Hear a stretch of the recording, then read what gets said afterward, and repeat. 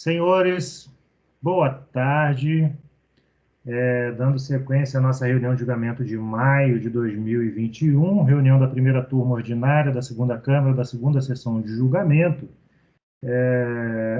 valendo aí do que nos permite a legislação de regência, a gente está antecipando já o início da sessão da tarde deste dia 13 de maio de 2021.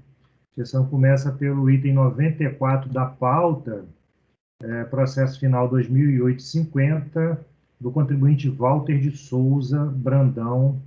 É um processo de relatoria do Dr. Douglas, e aproveito para deixar registrado que a turma está composta de apenas 6 conselheiros, ao contrário do que normalmente seria o regular, que seriam 8, por conta de estarmos com um cargo vago na turma, decorrente da saída do conselheiro Sávio, que até o mês passado atuou aqui como conselheiro titular, e ainda da impossibilidade de participação do conselheiro Daniel Melo, que por problema de saúde não pôde comparecer à nossa reunião de maio.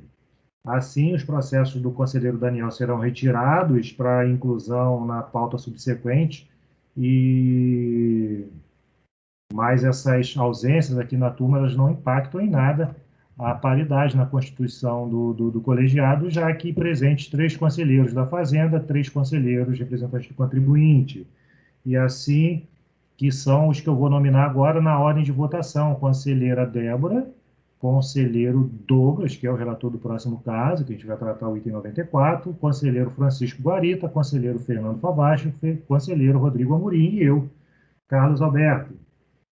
Com isso, senhores, passemos à análise do processo do senhor Walter de Souza Brandão. Como já disse, item 94, relatoria do conselheiro Douglas. Por favor, conselheiro, fique à vontade para a leitura de relatório e voto. Boa tarde. Um lançamento de imposto de renda da pessoa física, referente ao exercício 2005. É um lançamento por omissão de rendimentos recebidos de pessoa jurídica. O contribuinte foi intimado e impugnou a auto-infração e alegou em síntese que é isento do imposto de renda da pessoa física, pois é portador de doenças graves, conforme o laudo anexo.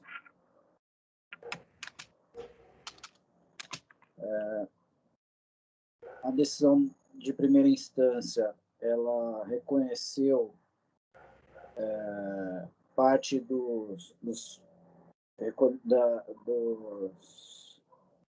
reconheceu parte dos pagamentos como de aposentadoria por moléstia grave e manteve uma parte com relação ao pagamento feito pelo SENAC.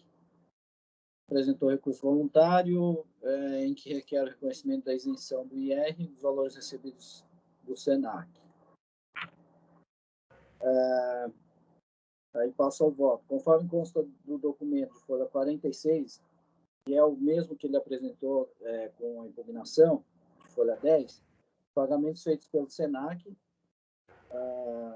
no Rio de Janeiro, é feito por uma entidade de direito privada,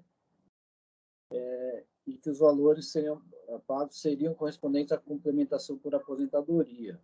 Ocorre pela literalidade do disposto no artigo 6º. Na verdade, aqui eu estou indicando 14, mas seria o artigo 6º, inciso 8. Tais valores não seriam isentos. Então, as contribuições pagas pelos empregadores relativas a programa de previdência privada em favor de seus empregados e dirigentes.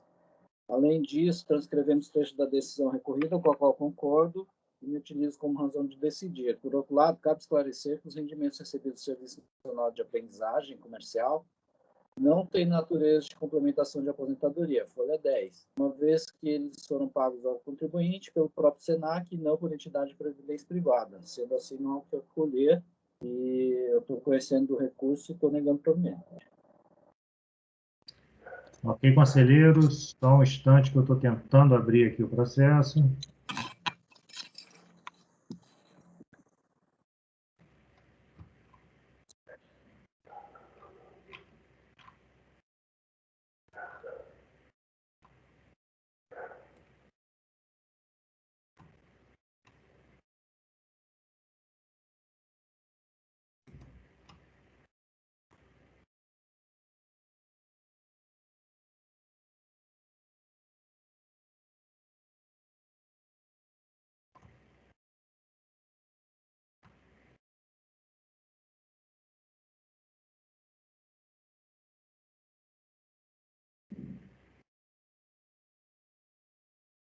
Douglas, tem Douglas, indicativo de a que título ele recebe esses valores?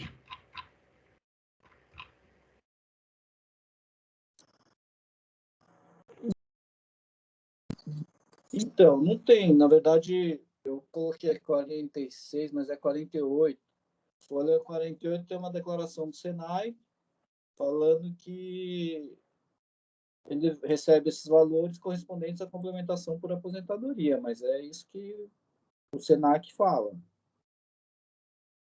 Mas não tem.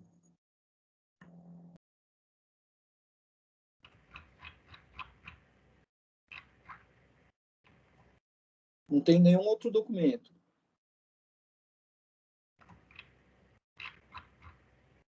Ok.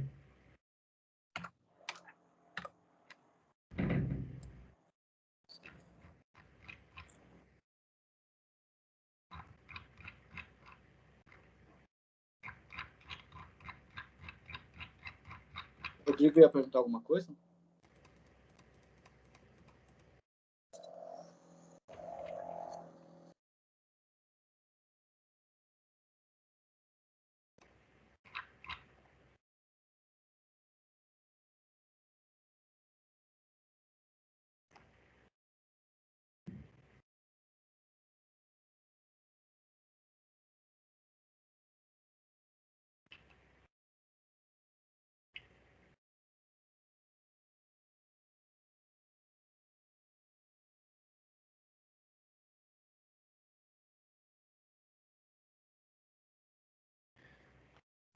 Essa 713 não tem algum momento que ela trata de complementação especificamente?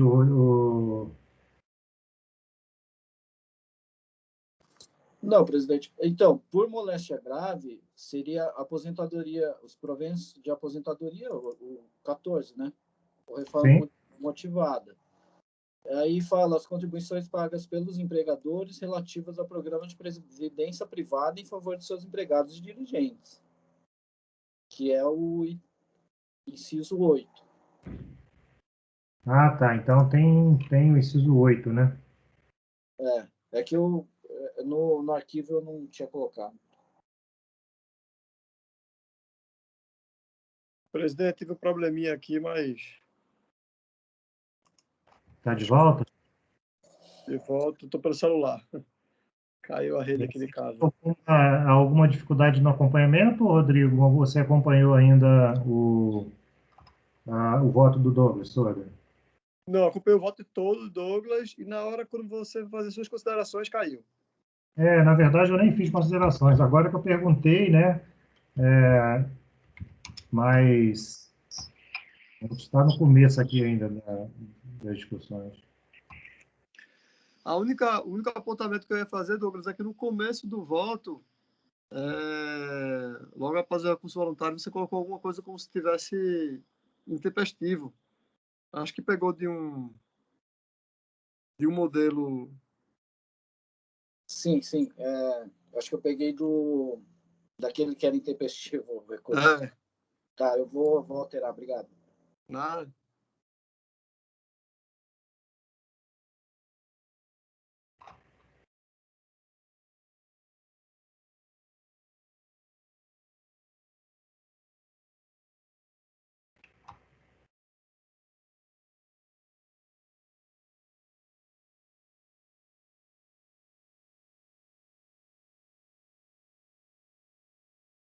Eu acho que eu estava questionando, era do inciso 15, o Douglas, que ele diz que são isentos os proventos provenientes de aposentadoria e pressão, de transferência para reserva remunerada, pagos pela Previdência Social da União do Estado do Distrito Federal por qualquer pessoa jurídica de direito público interno, de qualquer pessoa jurídica, não, eu enuncio por qualquer pessoa jurídica de direito público interno ou por entidade de previdência privada, a partir do mês em que o contribuinte completar 65 anos, né? Só aquela parcela dos 65 anos, não é isso não. É porque tem uma parte que não alcançava, inicialmente não alcançava a previdência privada, né?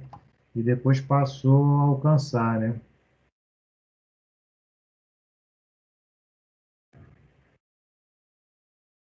Mas pelo que eu entendi aqui, o grande cerne da questão é que esse valor recebido do SENAC, ele não é de aposentadoria, né? Não é, não é não tem essa natureza, né, de complementação de aposentadoria, porque o Senac não é uma entidade de previdência, né?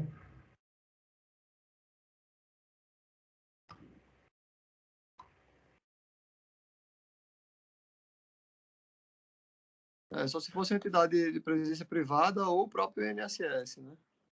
Pública ou privada, né?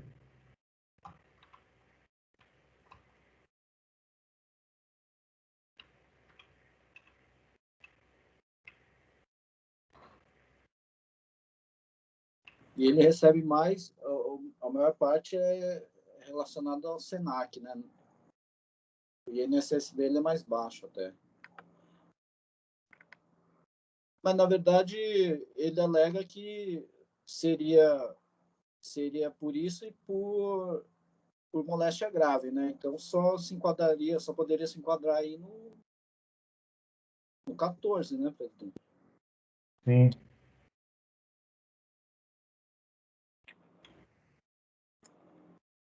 É que eu tenho essa impressão de que essa previsão, inicialmente, ela contemplava apenas os rendimentos recebidos da Previdência Pública, né?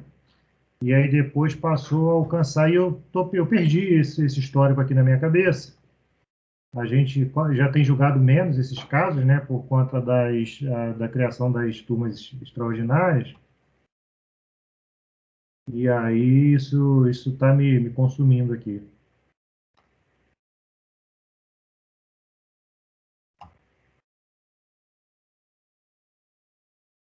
Mas aqui talvez a questão que esteja pegando, porque tem essa declaração do SENAC que fala que os valores correspondentes à complementação de aposentadoria, mas ele não trouxe, assim, por que seria a complementação de aposentadoria, se foi acordado, porque, como o senhor disse, isso aqui, essa entidade aí não é de previdência privada, né? Não tem cunho previdenciário essa benesse que ele recebe, né? A ideia não é exatamente essa. Ele fez um ajuste, isso pode ter até um ajuste com o Senai, sei lá, algum tipo de acordo coletivo, seja lá o que for, mas que, na verdade, foge da questão da natureza previdenciária do valor pago, né? Uhum. Eu cheguei a fazer um caso desse em que o contribuinte recebia, e aí é difícil lembrar, era uma empresa que nasceu e ele trabalhava lá, enfim, trabalhou lá a vida toda e contribuiu muito para a empresa crescer e tal. No final das contas, ele se aposentou e aí ele foi embora e eles passaram a pagar um determinado valor para ele. E aí eles chamavam aquilo de aposentadoria. E eu fazia esse discernimento, falava, ó, isso aqui não tem cunho previdenciário, não decorre de uma poupança em que o contribuinte contribuiu um determinado período para fazer face às suas despesas lá na velhice e tal. Blá, blá, blá. E quando eu vinha com essa colocação, porque, na verdade, só a informação uma mera declaração do Senai, se ele dá essa declaração agora para todo mundo, a gente, né, ele recebe isso a partir de quê? Isso é um presente que ele recebe, é como os casos dos governadores, que a gente julgou um caso, se não me engano, até o governador do Piauí, se não me engano, Piauí acho que era a terra da Maria Cecília, não era, Rodrigo? Então, acho que era o governador do Piauí que ele pretendia, um ex-governador, né, que ele pretendia isenção, eu lembro. ele pretendia ver isentos de rendimentos que recebia daquele benefício por ele ter que ele recebia por ter exercido a função de governador. E na época a decisão foi no sentido de que aquilo era um presente, é um regalo, né? Não propriamente e não tinha esse cunho previdenciário. Mas eu trabalhava um pouco mais isso. O Douglas, ele foi mais sucinto aqui, foi mais objetivo nas suas conclusões, e é por isso eu parei aqui, deu essa travada. Mas assim, eu concordo com essa conclusão. Não identifico no Senai uma entidade que tem as características tais que pudessem considerar esse rendimento pago por eles como um rendimento beneficiário, um rendimento de cunho previdenciário, seja lá qual for o nome que eles deram, né, que a denominação não interessa. Então, assim, eu faria uma construção um pouco mais, só para fechar um pouco mais as considerações, né, para fechar um pouco mais o entendimento, até para o contribuinte. Mas, enfim, de todo modo, o Douglas é bastante claro, porque esclarece aqui que o rendimento recebido não tem natureza de complementação de aposentadoria, uma vez que foram pagos ao contribuinte pelo próprio SENAC, não por entidade de previdência privada. Senhores, alguém quer fazer alguma consideração? O Douglas está negando provimento ao recurso voluntário, então, como vota a conselheira Débora? Eu acompanho. Como vota o Guarita? Eu também acompanho. Como vota Fernando? Acompanho, presidente. Rodrigo? Também acompanho, presidente. Ok, senhores. Eu também acompanho o conselheiro relator e assim acordo o membro colegiado, por unanimidade de votos, em negar provimento ao recurso voluntário.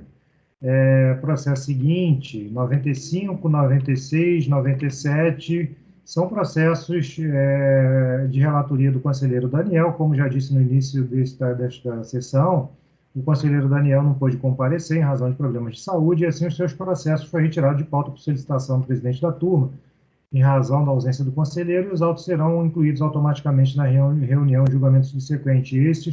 Este é o resultado para os processos 95, 96 e 97, de titularidade dos contribuintes Paulo Roberto da Silva, tanto 95, não, é um contribuinte só, Paulo Roberto da Silva, um único contribuinte, que é titular desses 3 processos. Ok? A seguir, o processo 98, Jorge Luiz Rodrigues, que é titular também do processo 99, ambos os processos, relatoria do conselheiro Fernando Favacho. Por favor, conselheiro Fernando, fique à vontade. Presidente, os 2 processos são iguais, tá? Okay. Eles só mudam, na verdade, que um é de julga 2009, que é o 98, e o 99 julga o ano calendário 2010. Ok, senhores, então, como destacado pelo conselheiro, o resultado de um alcançará os outros 2 processos. E, presidente, o que eu tenho para falar desse processo, que também é simples, é a isenção por moléstia grave, que foi juntado em segunda instância às provas necessárias. Na verdade, hoje foram juntadas provas da primeira instância, mas só na segunda aparece... eu vou comentar o relatório, né? A declaração de ajuste anual retificadora, que foi apresentada pelo contribuinte, continha a caracterização de rendimentos como isentos e não tributáveis, quando na original foram declarados tributáveis. Se apresentou impugnação e que o contribuinte retificou sua declaração devido aos rendimentos serem isentos. Tem a anexa à declaração de perícia médica. A declaração for emitida pela Superintendência Central de Perícia Médica e Saúde Ocupacional, ligada ao Governo do Estado do Rio. Atesta que o servidor fora submetido à junta de aposentadoria em 26 de maio de 2003 e concluiu que o contribuinte é portador de patologia que considerada moléstia grave. Já no acórdão, o que se citou foi que, para a primeira instância, o interessado não apresentou o lado pericial propriamente, mas só uma declaração da superintendência que sequer menciona a data do laudo ou do início da doença. E também diz que a exigência do laudo pericial médico oficial, portanto, era necessária para a verificação da data de emissão. Então, em recurso protocolizado em 3 de setembro de 2013, o contribuinte apresentou novas provas, que é, nesse caso, além do Diário Oficial do Estado do Rio demonstrando a data da aposentadoria por invalidez, traz o laudo pericial, bem como declarações que confirmam o teor do laudo pericial. E no laudo, consta que o servidor foi considerado incapaz em 26 de maio de 2003 para o serviço público, e a declaração da Secretaria de Administração Penitenciária do Rio de Janeiro declarou que o servidor iniciou o tratamento médico em 2001 e foi aposentado conforme do Diário Oficial em 2003. Então, meu voto, eu observo que conheço, posto que no prazo, também, em que pese o artigo 16, parágrafo 4º do PAF trazer a preclusão do direito do impugnante a apresentar outra prova documental, observa que as provas trazidas preenchem a exceção da letra C, porque destinam-se a contrapor razões trazidas aos autos em primeira instância, em que a DRJ não satisfez com a mera declaração que confirmava o laudo. E aqui eu aproveito para observar que, para fazer prova à fiscalização de 2011, o contribuinte precisou trazer documento de 2003, cuja existência já fora atestada por declaração emitida pelo governo do Estado e trazida nos autos da impugnação. O laudo pericial constante satisfaz as exigências constantes na decisão de primeira instância, qual seja a verificação do mês da emissão do laudo, que reconhece a moléstia contraída após a concessão de aposentadoria, e voto pelo conhecimento e pela sua procedência. Ok, conselheiro. Senhores, considerações? Conselheiro, contribuinte com indicação de alienação mental, portanto, moléstia devidamente contida na legislação que trata da matéria. Podemos ir ao voto, senhores? Conselheiro Fernando, dando provimento ao recurso voluntário? Sim. Ok, então vamos ao voto. Só deixa eu dar uma olhadinha rápida aqui.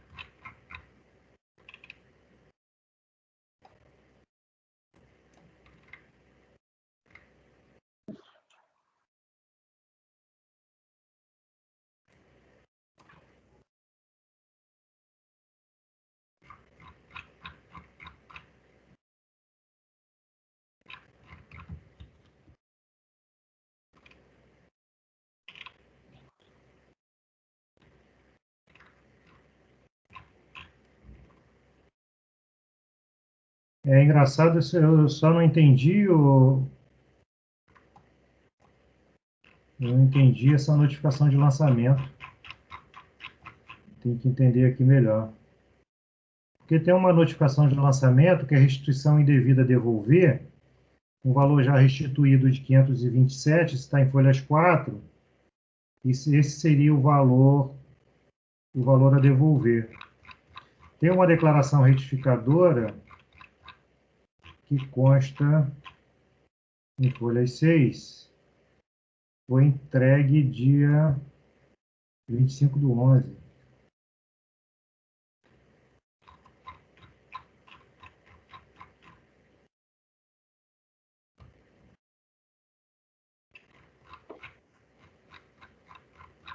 Agora acho que eu entendi. Ele fez uma declaração retificadora e zerou o rendimento e zerou a fonte também.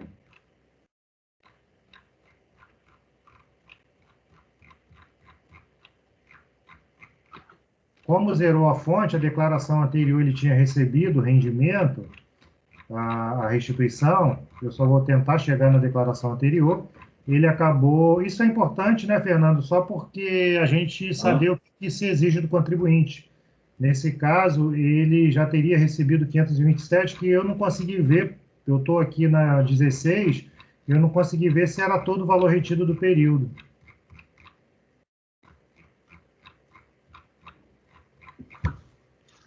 Mas, enfim, como o lançamento é só da restituição indevida a devolver, isso que ele está questionando, não... Sim. Talvez... É complicado isso aqui, porque, na verdade, a gente não sabe quanto que ele teve retido, né? No caso, provavelmente ficou essa restituição de R$ 527 já a devolver, porque na primeira declaração original foi o que foi apurado. Sim, ele deve ter recebido na primeira, mas isso que eu estou falando é que eu não sei nem quanto estava na primeira declaração, se é tudo isso, também não sei se ele teria direito a esse valor. Imagine que ele tivesse mandado uma declaração sem imposto de renda retido na fonte, quer dizer, com o imposto de renda retido na fonte, sem ter DIRF. Nós estamos tratando do ano de 2009. E aí, por uma situação qualquer, valor pequeno, liberação de malha, o contribuinte recebeu o valor.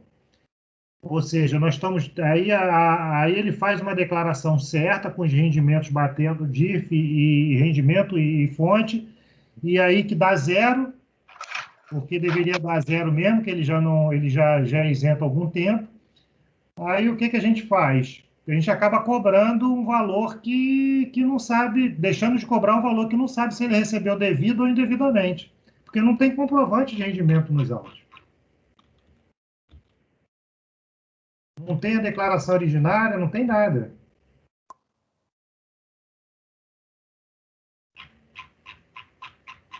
Eu não sei realmente assim como que a DRJ avança nessa análise, né? Eu não sei, vou até dar uma olhada para ver se ela tratou disso, porque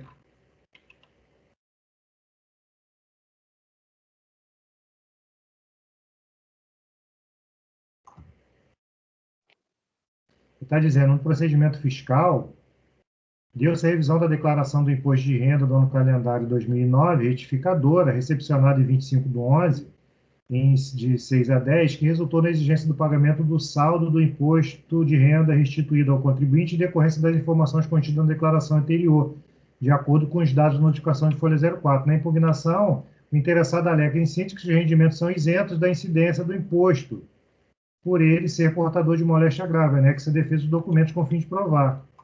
A impugnação, o impugnante, por meio da declaração em tela, retificou a declaração de ajuste anual, na qual foi informado o imposto retido na fonte 815. De acordo com a declaração de renda da fonte... Não, de acordo com a declaração de imposto de renda retido na fonte DIFA no calendário 2009, retificador entregue pela Secretaria e Gestão do Estado do Rio de Janeiro. Na declaração retificadora, foi alterada a natureza do rendimento declarado original ao informar na retificação esses rendimentos como isentos e não tributáveis, deixou de informar o imposto de renda retido na fonte. Inconformado com o lançamento, apresenta a defesa no tocante à tese do argumento. Bom, eu vou... É porque você vê, se ele colocou tudo zero e errou nessa declaração, na verdade ele tem uma fonte de 815. E não é uma fonte... Então, parada por ele, né? Nesse caso. Ou seja...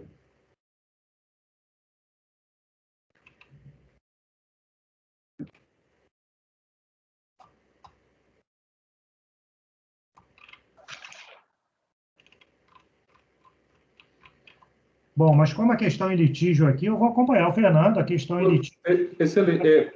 Presidente, é isso que eu ia lhe perguntar, porque eu acho que a questão em litígio é realmente se há ou não a comprovação da moléstia, pelo que eu entendi. Posso estar enganado. Sim, mas é interessante, Fernando, que a rigor, litígio por litígio não deveria ter nenhum, porque o contribuinte mesmo disse que não teve fonte. Você entende? Então, ninguém alterou nada, por isso que eu achei estranha a declaração, por ser aquela notificação lá de folhas 4. Não houve uma ação fiscal de ninguém indo lá e falando assim, olha, esse rendimento é para lá e para cá. Não é. Ele tinha declarado, ele botou que era zero, que o resultado dele era zero. Como ele tinha recebido a restituição anterior, o sistema cobrou. Simples assim, entendeu? Aqui a DRJ está dizendo que a fonte era 800 e pouco. Ou seja, a gente reconhecer que tinha litígio e reconhecer que é isento, já está fora do litígio, porque isso não se discute. O contribuinte falou que o rendimento tributável dele foi zero, o fiscal aceitou como zero. O fiscal não, a Receita, porque foi automático, aceitou como zero. No caso, aceitou como zero, e como ele já tinha havido uma restituição, pediu de volta. O sistema ele pediu. Ele tinha falado assim, ó, eu ganhei, sei lá, 50 com 800 retido na fonte. Aí deu o imposto restituído de 500, ele recebeu de volta. Agora ele fez outra declaração, eu ganhei zero. Com o imposto retido na fonte, zero. E aí? A DJ fala que foi com base na DIRF e tal, mas nada disso tem no processo. Ou seja, a discussão está toda fora de litígio aqui. Porque se não teve lançamento, o único lançamento que foi aqui é restituição indevida a devolver. E a restituição indevida a devolver se dá a partir do que ele declara, que era 0 de rendimento tributável e 0 de fonte. Perfeito. Não tem nada errado, né? Mas, assim, eu entendo que o que está se discutindo na essência. Eu acho que a DRJ comeu mosca aí, o contribuinte comeu mosca, todo mundo comeu mosca nessa história, e a gente que está aqui tentando dar um freio de arrumação nessa questão. O fato é, aí a gente está diante da seguinte situação: pode cobrar do contribuinte? Não sei. Ele teve imposto de renda retido na fonte? Não sei. A restituição foi recebida, foi devida ou foi indevida? Não sei. Mas, enfim. É complicado mesmo. Porque aí, no caso, na essência, se ele é isento, ele não deveria ter pago. Então. Esse foi o único rendimento dele, né? Exato. Sim, ele não deveria ter pago, mas a gente não sabe se ele pagou. É porque ele colocou 0. Porque ele colocou 0, ele que disse que é 0. E aqui não cabe a gente fazer a revisão de.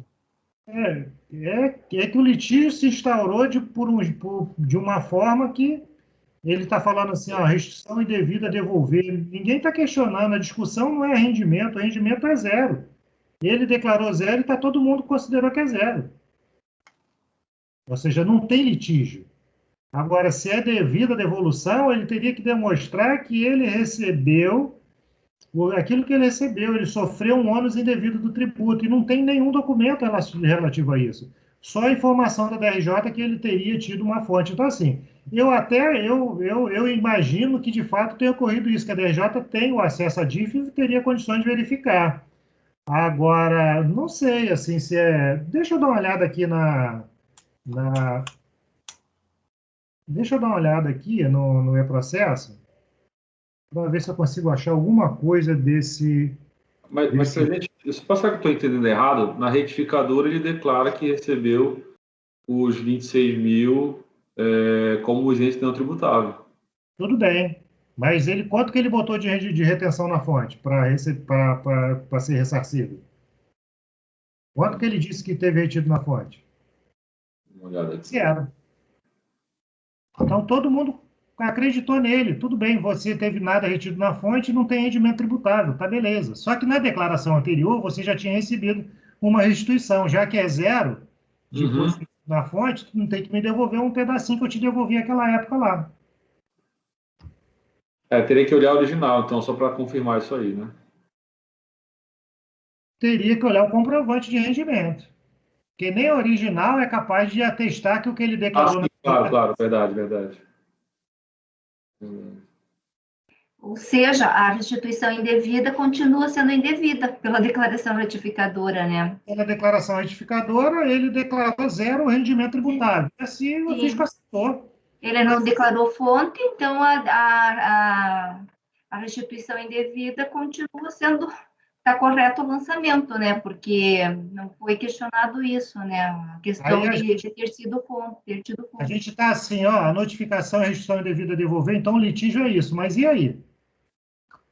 O litígio caminhou só para uma coisa que não está em litígio também. Estou abrindo aqui o e-processo, vou ver se eu consigo achar algum dossiê desse período. Presidente, eu concordo com a crítica aí à DRJ mesmo, porque no acórdão que se coloca os documentos, tendo o impugnante deixado de apresentar, juntamente com a defesa, os documentos comprobatórios de sua condição de servidor aposentado e o laudo pericial médico oficial. Então, em resposta a isso, ele apresentou o documento, vamos colocar assim, correto. Assim, a pergunta talvez não tenha sido correta, mas ele respondeu. Eu sei, ele induziu a DRJ a um caminho e a DRJ foi no caminho dele. Bom, pode ter sido. A rigor, essa decisão poderia ter sido outra da DRJ. Falar assim, olha, isso aqui não está em litígio. Nem vou conhecer da matéria. Né? Porque não tem matéria em litígio aqui. O contribuinte, a declaração processou do jeito que ele disse que era. e aí o contribuinte poderia se defender de outra forma. Mas aí seria do jeito que está, eu não sei se de repente ele foi mais claro na impugnação para permitir a DRJ, ou seja, eu não sei se ele foi suficientemente claro para a DRJ ver isso, de repente, ou se ele iniciou o caminho errado e a DRJ foi junto, né? A única coisa que eu ressalto, presidente, é que, de fato, a decisão ela é com base não, ela é focada nessa falta de documento que ele supriu em segunda instância.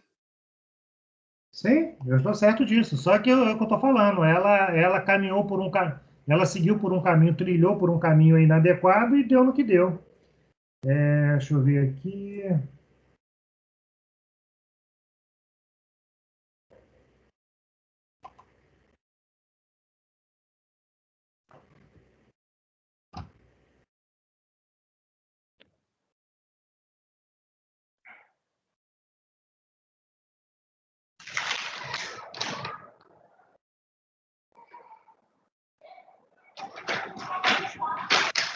Apesar de que na ementa dá para entender que ele poderia ter ido por outro caminho, né? Porque na segunda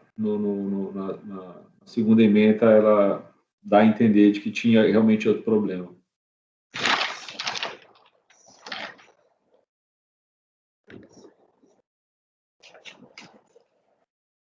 Qual ano que nós estamos contando aí, Fernando? Quando ele coloca tributário e IRPF, declaração retificadora, erro material no preenchimento da declaração retificadora. Aqui é o acórdão. Constatado que o contribuinte, por lapso manifesto, deixou de informar na declaração retificadora, página 14, o valor do imposto de renda retido na fonte, corretamente informado na declaração anterior, cabe a revisão do lançamento, restabelecendo os valores desta. Ok, então ele está isso está na ementa da DRJ? A ementa da DRJ é a página 14, folha 14. Tanto é que a DRJ aqui, É mais pelo menos coisa aqui para ver. Ao final da ementa, ela diz crédito tributário exonerado. Ela exonerou.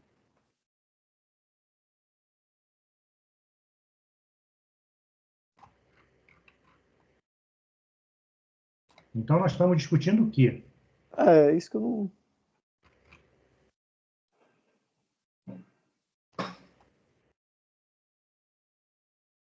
Então foi bom a gente olhar aqui, você está vendo? Porque a gente está discutindo de novo, vai dar a mesma decisão da DRJ? É verdade.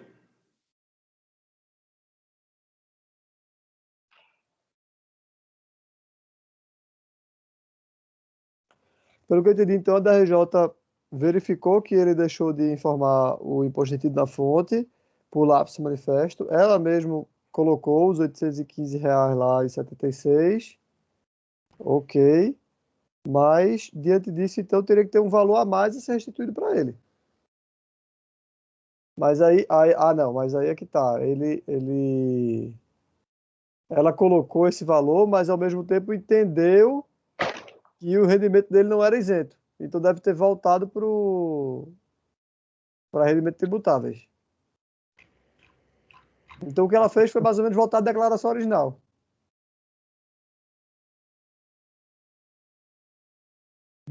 Deixa eu captar aqui onde que o Fernando leu essa parte da... Foi na ementa. Só na ementa? Não, até no último parágrafo, da folha 17, o último parágrafo. Ocorre que o lançamento teve por objeto... Ocorre que o lançamento teve por objeto a restrição indevida a devolver, não propriamente uma omissão, o fato de o contribuinte ter, por lapso manifesto, ter deixado da informação o campo retido na fonte tributáveis, há de ser considerado no presente julgamento. É, portanto, de direito do interessado exclusivamente a restrição exigida no lançamento, restabelecendo os valores da declaração original. Entendi. Então, Fernando, a questão aqui não é você dar provimento ao recurso, mas porque a DRJ trouxe para o litígio essa questão aqui quando ela restabeleceu o original. Então, você seria reconhecer a isenção e aí reconhecer o direito creditório ao contribuinte daquilo que ele não recebeu, né, pela declaração original, daquilo que estava na fonte que excedeu o que ele pegou de volta. Caso, presidente, então tem ele que tem fazer que esse detalhamento. Diga, o Rodrigo. Então, no caso, só para deixar a coisa mais didática, tem que dizer a DRJ reconheceu que ele, né, fez uma correção aqui para o lápis manifesto dele, de 815 e tanto retido na fonte. O que ficou pegando aqui foi O rendimento. o rendimento. Então, aqui o rendimento a gente está dando provimento. Não é isso? Então, a gente vai dar um provimento aqui para dizer que isso aqui é isento. Então, no caso, ele vai ter direito àquela restituição do valor retido, o excedente, no caso, né? Aos 815, reduzido do montante já recebido na declaração original. Ok? Perfeito, é isso mesmo. Agora.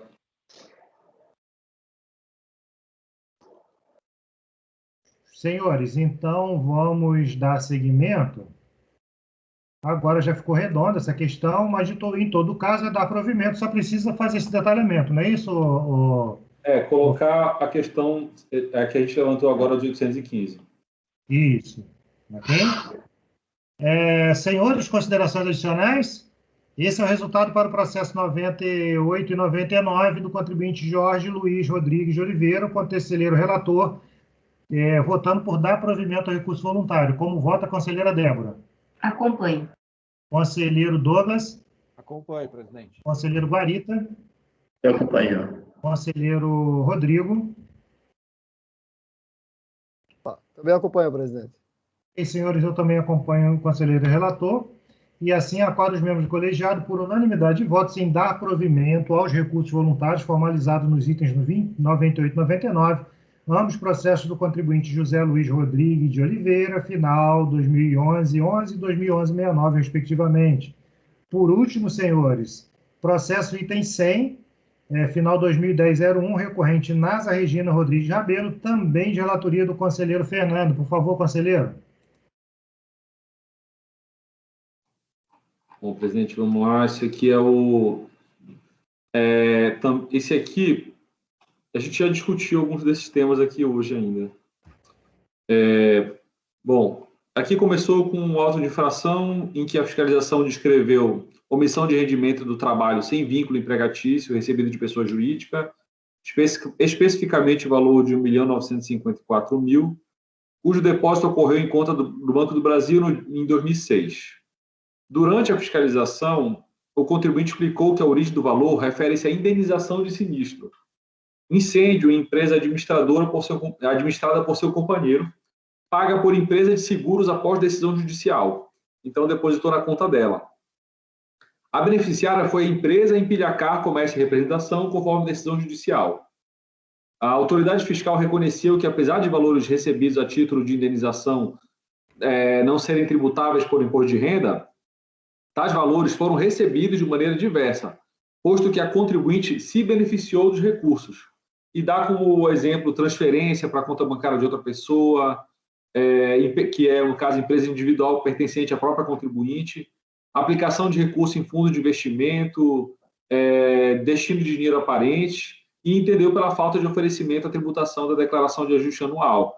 Em outras palavras, a contribuinte entendeu que esse valor que era da empresa, a título de indenização, como não era tributável pela empresa, não deveria ser oferecida a tributação pela empresa, ela passou para a pessoa física e gastou os valores, né? Bom, em sede de impugnação, a contribuinte ressaltou que o seu companheiro era sócio majoritário da empresa Carrocar, que a empresa era credora da Empilhacar e, por isso, decorrente de uma venda de maquinário, e por isso haveria um pagamento parcial dos valores para a empresa. E também informa que seu companheiro foi internado e por isso que o cheque precisou ser colocado na conta dela, na época ele estava internado. Juntou provas, né? E também anexou, né, comprovou a entrega tardia do processo da 8ª Vara de Ciência de Trabalho, mostrou que 690 mil foi transferido para terceiros e ressaltou a transferência para outra empresa, para a empresa dela, cuja ela é sócio individual, e a cobrança de CPMF e taxas bancárias. Bom, no acórdão, julgou improcedente, se entendeu pela omissão de rendimentos, e verificou-se que certas provas apresentadas não cumpriram o requisito de admissibilidade do artigo 16, que está no parágrafo acima aqui, que foi o aditivo à impugnação. Bom, no recurso, a contribuinte entendeu que os débitos deveriam ser transferidos para o nome de seus débitos tributários, deveriam ser transferidos para o nome de seu convivente, posto que o verdadeiro beneficiado dos valores era ele, e pediu redução do valor principal cobrado, também exclusão de multa e juros e o parcelamento em 60 vezes. Conhecido o recurso, porque tempestivo. Quanto à sujeição passiva, para dizer que o débito era do companheiro, entendo que contribuinte é a pessoa que tem relação direta com a situação que constitua o fato, e nesse caso se provou que a recorrente usufruiu dos valores. Como afirmado pela DRJ Abel, sem apresentação de contratos que amparem as operações mencionadas, não há como garantir que essas movimentações pertenciam à empresa Ipiracá e não propriamente a da impugnante. Também não há quaisquer provas no processo de que o débito tem sujeito passivo diferente que a recorrente. Por fim, quanto ao pedido de transferência de débito fiscal para o seu convivente, ainda que houvesse contrato entre os convíveres, por força de 123 do CTN, tais convenções particulares não podem ser opostas à fazenda. Quanto à redução do valor principal e exclusão de multa e juros, tanto para haver remissão quanto para haver anistia, é preciso lei específica, não cabe à administração pública fazer em seu próprio juízo esse tipo de redução, e também o mesmo vale para os juros. E parcelamento também precisa de lei específica. Aí eu coloquei aqui o 155A do CTN. Por isso, voto pela improcedência da alegação.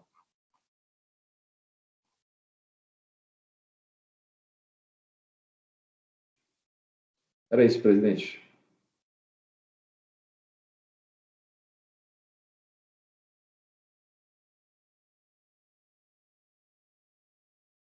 O presidente está sem áudio. Desculpa, senhores.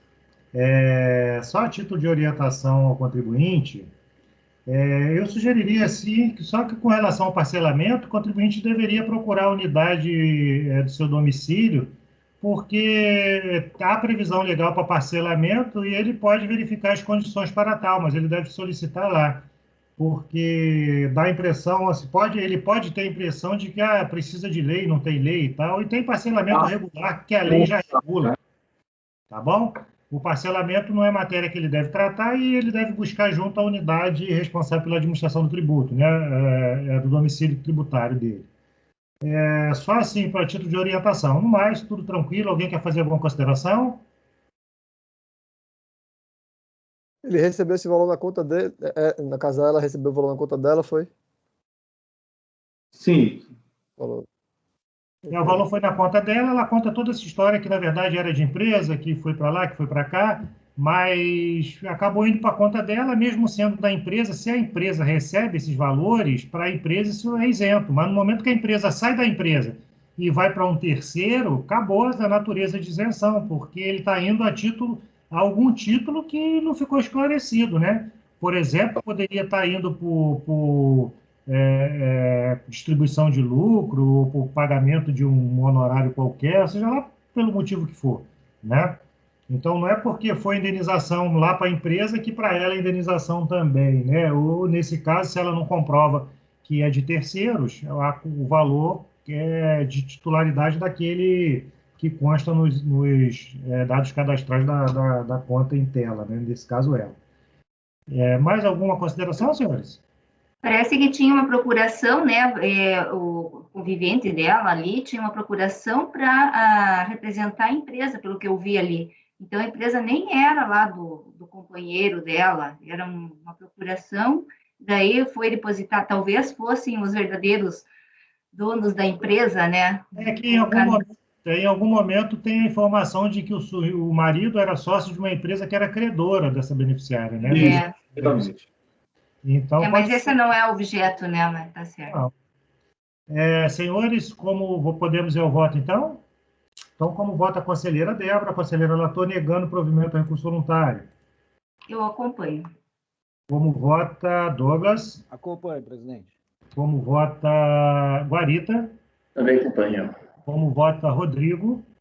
Também acompanho o relator, presidente. Ok, senhores. Eu também acompanho o conselheiro relator e, nesse sentido, acordo os membros do colegiado por unanimidade de votos de negar provimento ao recurso voluntário formalizado nos autos do processo final 2010-01, item 100 da nossa pauta, da tarde deste dia 13/5, de interesse da contribuinte Nasa Regina Rodrigues Rabelo. E assim, senhores, chegamos ao último processo desta tarde, razão pela qual eu, ao mesmo tempo que parabenizo a todos os senhores aí pela dedicação, pelo empenho aí no cumprimento da pauta, embora esse mês tenha sido uma pauta extraordinária, né, em termos de quantidade de processos, né, porque dada a retirada de processo do Daniel e do conselheiro Daniel, que não participou, que não pôde participar da reunião, e ainda da saída do conselheiro Sávio. Mas, de todo modo, o empenho dos senhores que nos permite chegar a esse momento com a consciência tranquila de que fizemos o nosso melhor em mais um mês atuando aqui pelo Conselho Administrativo de Recursos Fiscais. E, da mesma forma, eu agradeço a senhora Amanda, que nos apoia pelo CARF, vem nos apoiando aí todo mês, e agradeço aí pela colaboração e solicito, por favor, que encerre a gravação neste momento.